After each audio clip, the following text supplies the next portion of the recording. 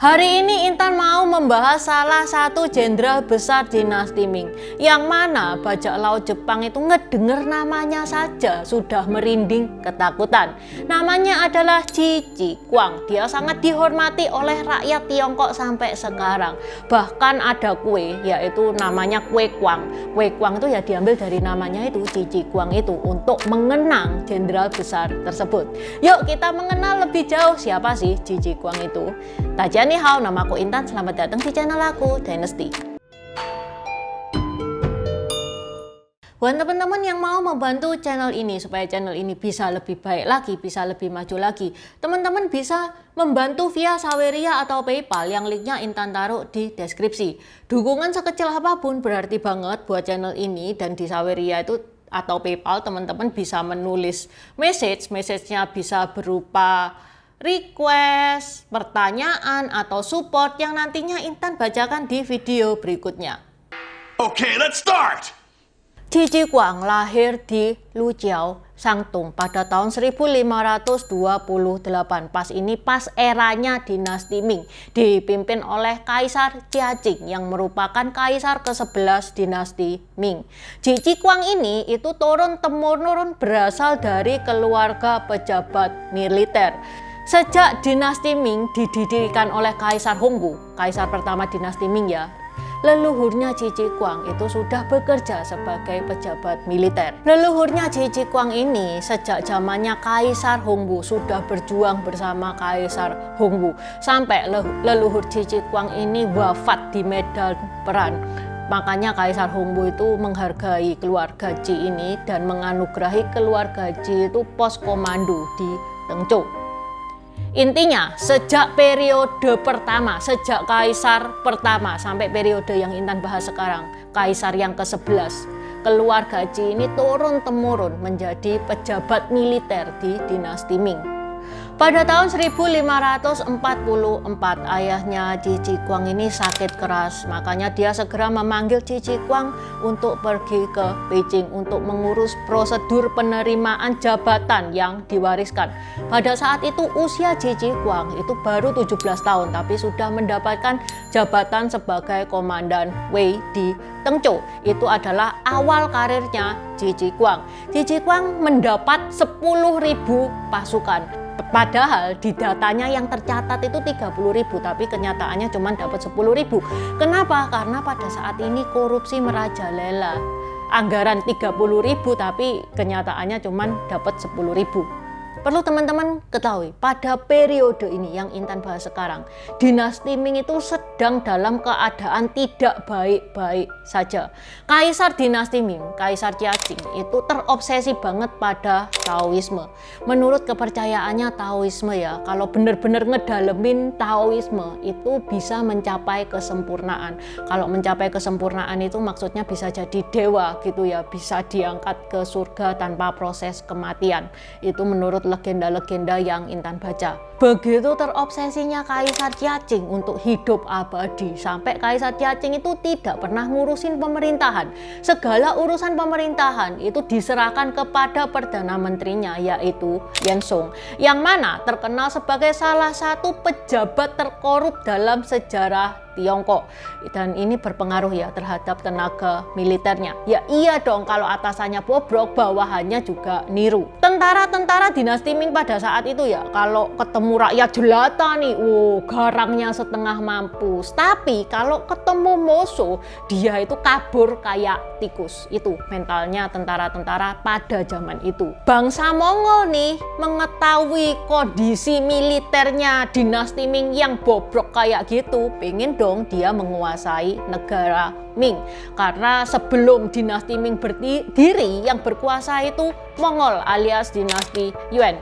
Yang meruntuhkan dinasti Yuan ya Chu Yuanzhang, yang gak lain adalah Kaisar Hongwu, pendiri kaisar pertama dinasti Ming. Nah, pada saat Mongol menyerang dinasti Ming, ini adalah kesempatannya Qi Ji Huang untuk unjuk gigi, menunjukkan kemampuannya. Qi Ji Huang untuk mengusir Mongol, dia punya taktik. Taktiknya itu brilian, guys. Qi Ji Huang memerintahkan untuk membuat kotak kayu khusus dengan roda baja khusus dan batu api yang bisa menyala jika kotak tersebut diinjak.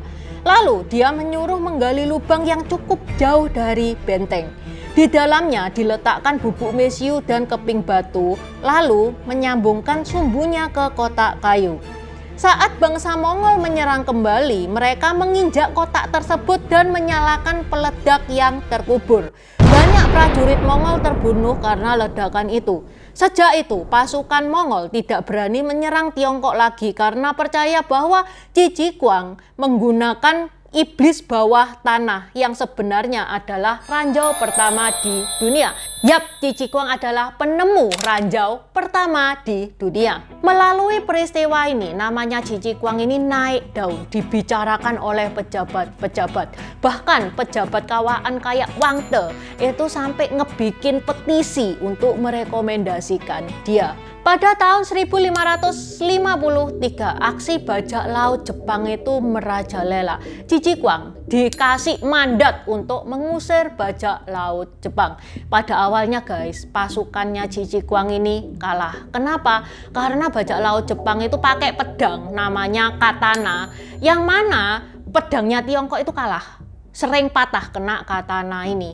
Terus Cici Kuang itu dia melihat pedang katana itu, dia teliti, dia bikin sampai dia membuat pedang itu namanya pedang Ci ya, yang terinspirasi dari pedang katana. Habis pakai pedang Ci itu barulah Cici Kuang ini menuai kemenangan melawan bajak laut Jepang. Bajak laut itu kewalahan dan bajak laut tersebut lari dari Sangtung karena dipikir Sangtung ini terlalu kuat. Bajak laut Jepang itu pergi ke selatan mencari sasaran yang lebih lemah. Bajak laut Jepang pergi ke Zhejiang. Kenapa? Karena di Zhejiang itu dia punya kenalan sama pejabat-pejabat korup di Zhejiang, sehingga bisa bekerja sama dengan para pejabat untuk menindas rakyat.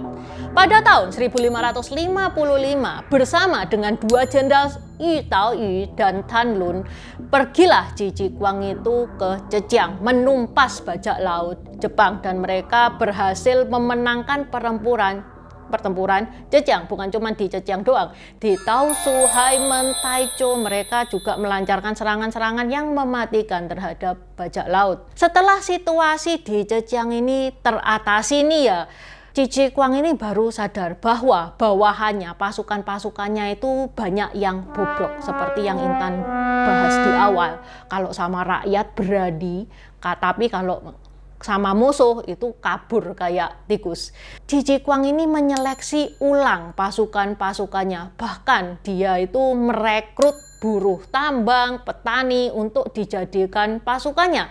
Karena Cici Kuang ini menilai bahwa mereka itu buruh tani, petani itu lebih punya attitude, jujur, pekerja keras daripada mereka. Banyak loh yang dipecat. Bajak laut Jepang ini menderita kerugian yang banyak guys gara-gara pertempuran Zhejiang. Apakah ini ngebikin bajak laut Jepang kembali ke negaranya? Enggak.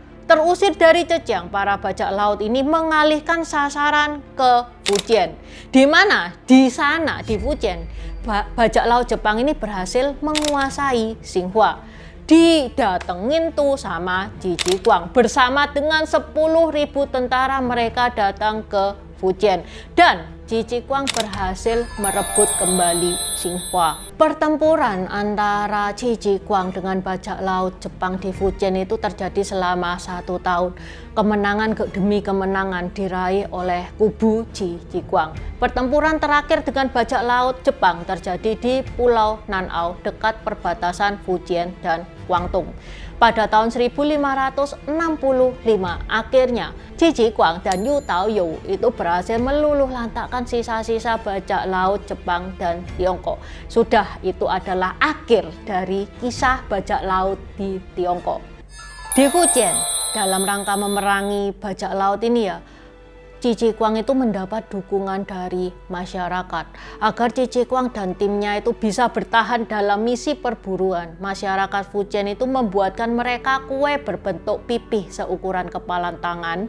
Di tengah kue itu diberi lubang agar bisa diuntai bersamaan sehingga mudah dibawa-bawa. Untuk memperingati kemenangan Cici Kuang terhadap bajak laut Jepang, kue ini sampai sekarang masih ada ya, dinamakan kue kuang, yaitu diambil dari nama belakangnya Jiji Kwang. Setelah mengatasi bajak laut Jepang, masalah besar itu teratasi. Jiji Kwang kemudian dipanggil ke utara untuk menjaga tembok besar Tiongkok, khususnya di Shanhaiguan dan Chuyongguan, di mana Jiji Kwang itu membangun menara jaga. Setelah menara jaga itu jadi, selama 16 tahun Jiji Kwang menjaga di sana, tentara Mongol itu tidak ada yang berani masuk. Bahkan pemimpin suku Mongol, Altan Khan, itu bilang kalau selama itu yang ngejaga Jiji Kwang itu wis gak usah diterobos, wis gak mungkin menang. Jiji Kwang menuliskan pengalaman-pengalaman militernya dalam buku yang diberi nama Lian Ping Shi Ji, yang mana buku ini adalah referensi berharga bagi pemimpin-pemimpin militer setelahnya. Pada tahun 1583, karena Jiji Kwang ini sudah ada umur ya, dia kemudian dipindahkan menjadi penjaga pos yang nggak penting di Guangdong. Kesehatan Jiji Kwang itu lama-lama menurun sehingga Jiji Kwang resign. Dia tahu diri ya, sudah tidak bisa, sudah tidak kuat lagi. Dia pulang kampung. Setelah Jiji Kwang resign, dia tidak terima gaji, guys. Hidupnya itu pas-pasan banget, sampai saat dia sakit pergi ke dokter aja nggak punya duit, tidak punya duit buat beli obat juga. Istrinya juga ninggalin dia. Pada tahun 1588, pahlawan besar Jiji Kwang wafat sehari sebelum tahun baru Imlek di usianya yang ke-61. Pemerintah itu tidak ngasih kompensasi apapun terhadap Jiji Kwang. 2 tahun setelahnya, anaknya Jiji Kwang yaitu Ji Zuoguo baru menghadap kaisar. Dia memohon kompensasi atas jasa-jasa bapaknya. Barulah pemerintah itu mengeluarkan dekret dan ngasih gelar dan ngasih upacara yang pantas, upacara pemakaman untuk Jiji Kwang. Pada tahun 1635, 47 tahun guys setelah kematiannya Jiji Kwang, barulah di Penglai itu ada kuil untuk menghormati Jiji Kwang. Aduh, pemerintah kok yo sadarnya lama banget ya. 47 tahun baru sadar kalau ini adalah orang yang berjasa besar bagi Tiongkok. Oke, sampai di sini dulu bahasan Intan. Kalau teman-teman mau nambah-nambahin diskusi seperti biasa, silakan coret-coret di kolom komentar. Buat subscriber baru, selamat datang. Terima kasih sudah menonton videonya Intan sampai habis. Intan sarankan buat teman-teman yang baru bergabung untuk nonton videonya Intan tentang pergantian dari dinasti ke dinasti. Ini nih videonya. Di deskripsi juga sudah Intan taruh, karena di video pergantian dinasti itu adalah basic dari semua videonya Intan. Itu yang pertama. Yang kedua, video pergantian dari dinasti ke dinasti ini bakal sangat membantu teman-teman kalau misalkan teman-teman itu nonton film-film Tiongkok yang kuno-kuno itu bakal sangat membantu banget, karena film-film Tiongkok itu nggak menceritakan secara jelas background kayak gimana. Terima kasih udah nonton channel ini sampai habis. Dukung aku terus berkarya dengan klik subscribe dan bunyikan lonceng di bawah ya guys.